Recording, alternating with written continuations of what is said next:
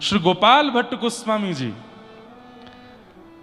आप श्रीरंगम में वेंकट भट्ट नाम के एक ब्राह्मण थे, उनके पुत्र हैं श्री गोपाल भट्ट जी। वेंकट भट्ट जी श्री रंगनाथ भगवान की सेवा करते थे और एक दिन रंगनाथ भगवान की सेवा करते करते आपने जब पीछे देखा दर्शनार्थियों में उत्ताल नृत्य कर रहे थे चैतन्य महाप्रभु, उनके रूप को देखकर के वेंकट भट्ट जी बड़े प्रभावित हुए और उन्होंने निवेदन किया, कहां से आए भगवान? तो कहा कि हम बंगाल से आए हैं, जगन्नाथपुरी से आए हैं।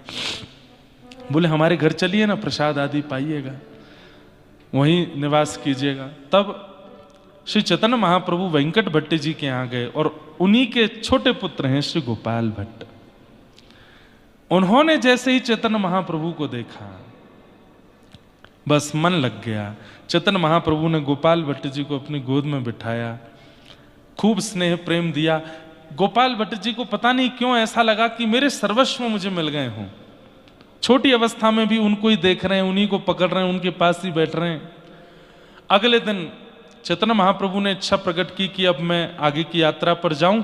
तो वेंकट भट्ट जी ने कहा, भगवान कैसे जाएंगे? बोले क्यों? बोले चातुर्मास प्रारंभ हो गया, अब तो 4 महीना रहना पड़ेगा। तब 4 महीने आप वहीं रहे और श्री गोपाल भट्ट गोस्वामी जी को पूर्ण रूपेण भक्त बना दिया। 4 महीने आप तो रहते थे, गोपाल भट्ट जी वहीं आगे बैठ जाते थे, कभी उनको कुछ शिक्षा देते, कभी उनको कुछ बताते, कभी उनको कुछ समझाते। 4 महीना बाद ऐसी स्थिति हो गई जैसे मां के बाजार जाने पर बालक रोता है, ऐसे श्री गोपाल भट्ट जी रोने लगे। लेकिन चैतन्य महाप्रभु बोले, तुम चिंता मत करो, कुछ दिन अध्ययन करो, अध्ययन करने के बाद माता पिता की सेवा से निवृत्त होकर तुम वृंदावन चले जाना और समय समय पर हम संदेश भेजते रहेंगे।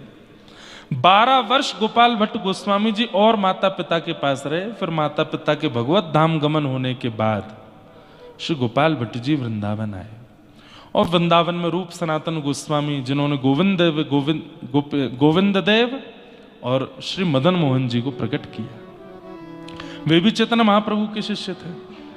उनके संग रह करके थोड़ी और वहां भक्ति भजन भावना की।